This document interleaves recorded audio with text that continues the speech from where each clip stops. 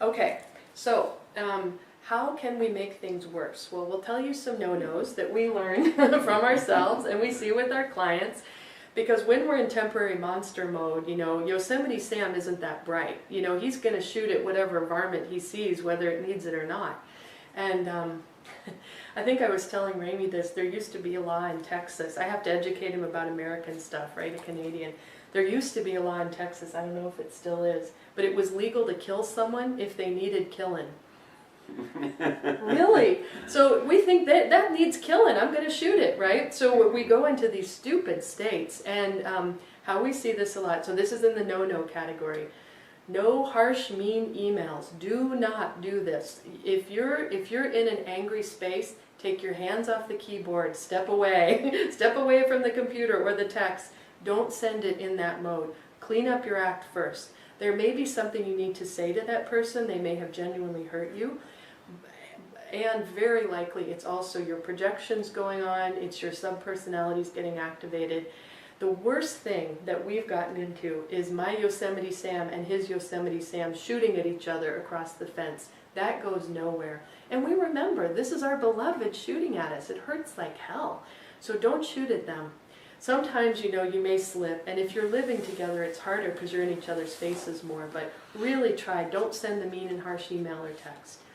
No, number 2, no name calling, please. Please try to avoid that because these men are sensitive. We're talking to you women, but we're talking to the men too.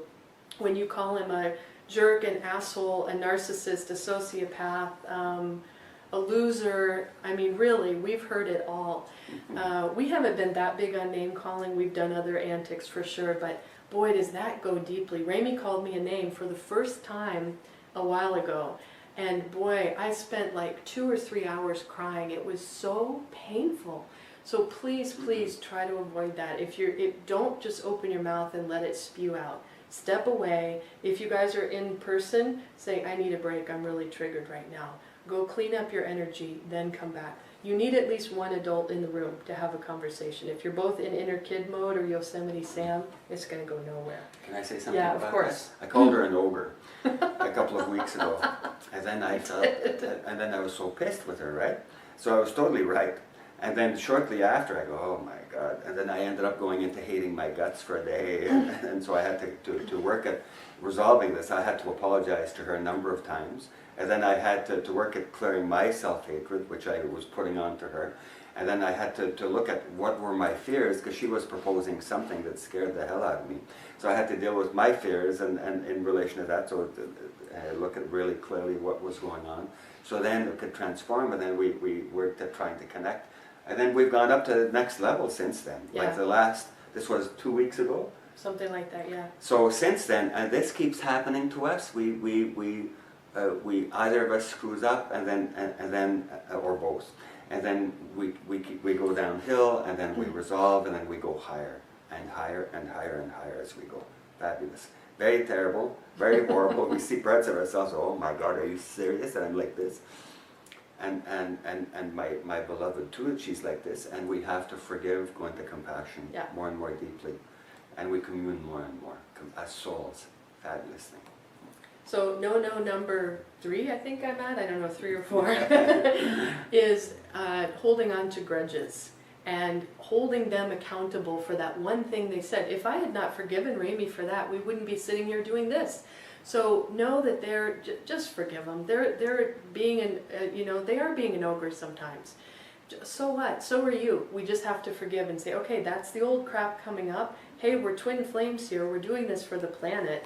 So yeah, we're going to be an ogre sometime. All right, I forgive you, and I have to forgive myself too. If you've sent the mean, nasty email, send another one and apologize. I'm so sorry. I was acting, from my fear and pain. I'm really sorry I said those things to you. I love you. Let's repair and move on. So just take responsibility, heal. Don't hold on to grudges, and don't, it hurts to be told what you did 2 years ago that hurt that person when you were behaving like a 2-year-old. It's like, yeah, I've grown since then, so let's move on. That said, don't hesitate to clear out the hurts. You need to clear out the hurts. If somebody has called you a name or been hurtful, you need to feel that and process that. So you take responsibility for healing your part. Another no-no, don't push them out of your life in a harsh way. We see this a lot. The email, the final email, I can't take it anymore, move on, go be happy, see you later. Guess what? You're probably going to be eating your words with that, and it's going to hurt like hell. In our connection, Rémi's been the one who's done more the threats of leaving. That hasn't been my thing. I do other things, obviously, but he's threatened over and over again to distance, to leave, to go be over here, take his teddy bear and run away, right? It's so hurtful. And so really know how much that's going to hurt your twin. And if you're trying to do it in retaliation, please don't do that, because it really, really hurts. If you need to set a 3D boundary, that's one thing, but try to do it in a kind, respectful way. If they're drinking or doing drugs or chasing other women, you can say, I'm not going to be your lover while this is going on. I'm going to go over here and focus on healing for you. Or you don't even need to say that. It's okay to set a boundary, but try to do it in an I statement way, not a you. You're the ogre, you're the jerk, I'm going to go over here. Speak for yourself. I need to focus on healing right now, and this is hurting me too much, or something like that. So really, as much as you can, try to speak in a way that is acknowledging them as your beloved. And I'll just say one more thing, I think, and then we'll go to Rémi to do some clearing and healing. One thing is, when you're thinking of your twin as a jerk, they feel it. Now men, as we talked difference about males and females, what we see is that males in general tend to be able to shut off their awareness of what's going on in their soul or their feelings more easily. It's one baffling thing for the twin flame women. How can he not want to be with me? How can he not feel that? Well, it's because he's shutting that down, or he's acting from these lower places. He's not in his soul consciousness.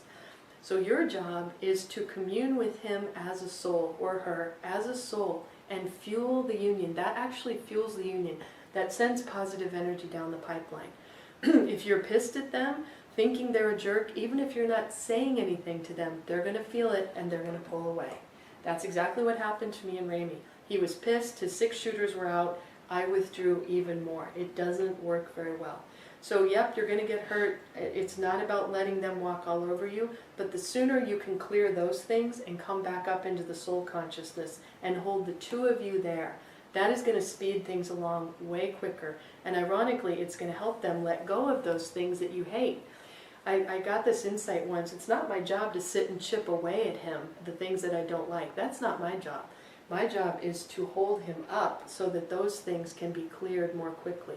There's bigger forces, people, working on us. It's not just our brains running the show. Our higher selves, our souls, there's high beings up there orchestrating this. So the more we're up in that vibration, the more that can happen quickly, easily, and with less damage. One of the things as well in terms of all this is that one of Jill's favorite things to say in the past was, I'm innocent. So, and that had pissed me off so much because I totally knew she wasn't innocent. Of course she was innocent, and she also totally wasn't innocent. That's right, that's right. But she was specialized, she really focused on, I'm innocent, I got nothing to do with anything, and you're just complaining. And so so then there's that question in terms of dance, I think in terms of whether that's destructive to a relationship or not. And the title in terms of being jerkhood, right? Who's the jerk and who's not the jerk, right? And what's the definition exactly? Yeah. The various ways of shutting out our beloved and acting out and being damaging and so forth. We really need to look at ourselves in terms of what we do and how we do it and what our partner says. The goal is not to do whatever they want.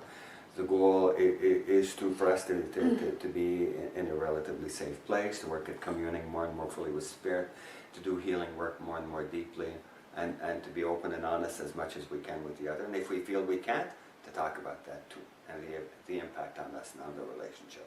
There's a variety of other things about that, but that's a different video. Yeah. So